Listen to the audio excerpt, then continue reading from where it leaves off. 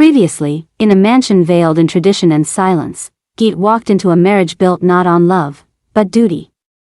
And while Mom smiled through the facade, she buried her wounds behind a bridal veil. Tonight, the walls of Kurana Mansion whisper old secrets and quiet heartbreaks. As the world sleeps, two hearts lie restless, one recalling betrayal, the other unaware of the storm she carries within. This is not a night of dreams. This is Pretend. Chapter 11. First night. The Kurana Mansion was lit up like a dream, adorned in opulence and warmth. A grand welcome awaited Geet as she stepped into her new home. Rosie, Auntie and Abhinav were already present, and as per Geet's strict instructions. Little Ubby was tucked in and sleeping peacefully. Rosie Auntie had also retired to her room. It was quite late in the night, and all the remaining post-wedding rituals were postponed for the next day. Geet, however, was lost in the labyrinth of her memories, haunted by echoes of her past. Her thoughts drifted to the last time she had entered a room like this. Bride, wife, hopeful, and how everything shattered. As she stepped into the house, Meet had casually informed them that they'd be leaving the next day. No rituals had been performed then either. Now, Dottie, Ma and Annie had gently escorted her to Maan's room. But unlike the usual teasing and excitement that followed a new bride, they quietly left her there, perhaps out of respect, or perhaps out of unspoken understanding. Scene shift. Bro, are you excited? Dev grinned, elbowing Maan. Very much, Dev, Maan replied dryly. I know she looks irresistible, but don't pounce on her, alright? Let her settle first. Dev smirked wickedly. Right, Dev, Maan answered, half amused, then turned to his father. What do you think, Dad? No comments, his father said with a straight face, hiding a smile. Good night, Maan, he added before walking off. Night, Dad. Come, bro. I'll help you find your room, Dev teased again. I am not the bride, Dev, bye, it's a custom, you see. Dev winked. The brothers were clearly playing with each other. Maan often embarrassed Dev in front of his girlfriends, and now it was payback time. They weren't Casanovas or players, they simply enjoyed attention from the opposite sex, within limits. Thanks, Dev, but I don't need any help. Okay, bro. Dev chuckled as Maan walked off, refusing to take the bait. Maan knew this wasn't a conventional marriage. In fact, he hadn't even wanted it. For him, relationships were burdens, complicated webs he didn't want to be caught in. He wanted to live life on his own terms, free and unbound. And Geet, she wasn't the kind of girl who entertained teasing. But then again, who cared? He wasn't going to change for anyone. As he entered the room, his eyes searched for her, but she wasn't there. He didn't expect her to wait like a traditional bride, but deep inside, a sliver of him hoped they'd talk. Just talk, but with Geet Singh Rathore. No, Geet Maan Singh Kurana now. Expectations were a dangerous thing. The name echoed in his chest, sparking a ripple through his body. He glanced toward the washroom. It was shut.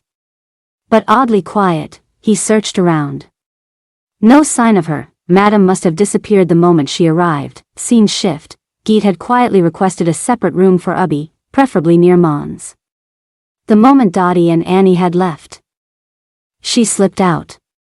The balcony was attached, making her escape easy. Sharing a room with Maan, alone, was dangerous. Not for her safety, but for the quiet storm inside her. Somewhere along the line, he had become her weakness. Not him, but her heart. Her heart was the traitor. She walked into Ubby's room. Her gaze softened. He lay on his small bed, fast asleep. Her throat tightened. Looking at him stirred 1,000 emotions in her. He looked so much like Meet, a face she couldn't erase from her soul, a face that would haunt her every night. Geet began removing her jewelry, one piece at a time. Each trinket felt heavier than the last, and with every unfastened clasp, a flashback clawed its way into her mind. Flashback. She had been waiting for Meet on their first night, nervous, shy, bold, emotional, all tangled together. She sat on their bed, heart racing at the idea of finally being his wife. The word husband had a lovely ring to it. He was hers. Her man.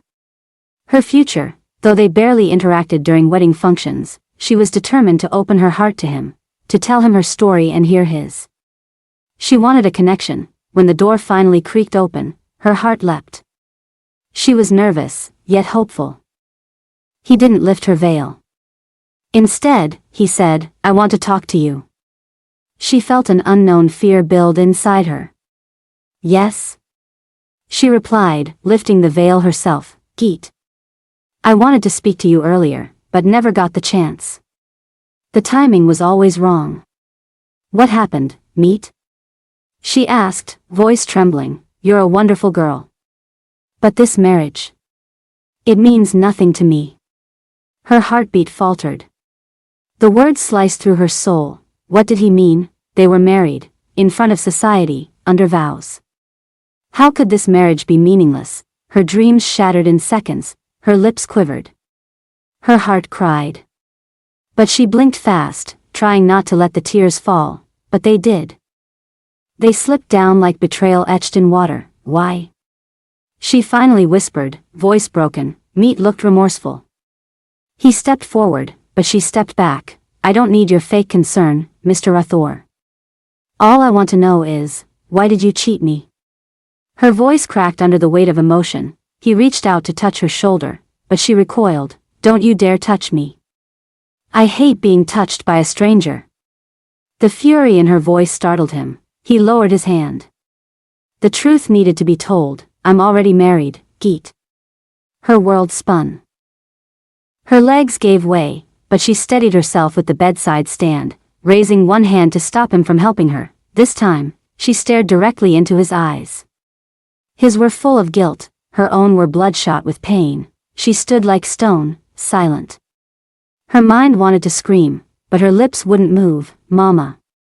A soft, sleepy voice cut through the silence. "Ubby, her Ubby." He sat up in bed, rubbing his eyes. She turned to him instantly, shielding her storm behind a gentle mask. "Mama, Mish Mama," he mumbled. "Go to sleep, Ubby," she whispered. "I love you, Mama," he murmured, echoing the words he'd often heard from his dada.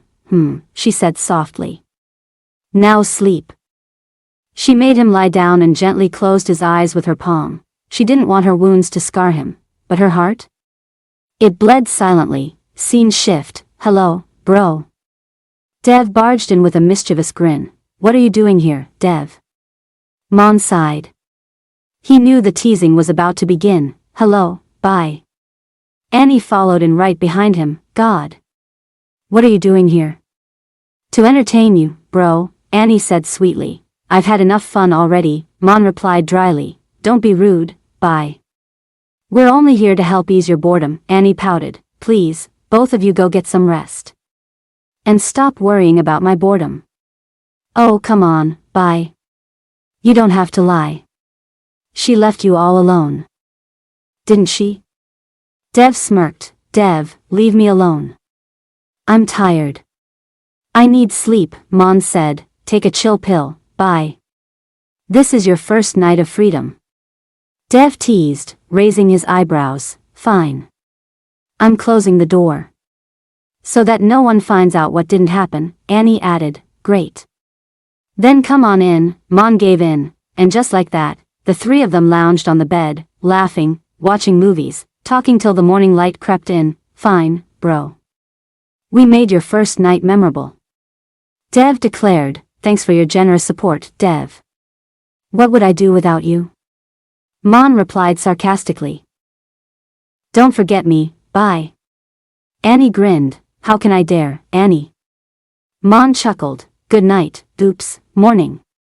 Annie and Dev said in unison as they left. "Morning," Maan replied, shaking his head as he looked at the clock. 5 a.m. He sighed and headed to the washroom to freshen up for the day ahead. He was definitely going to catch some sleep in the office. Wearing his track pants and a clinging vest over his sculpted body, he walked toward the gym.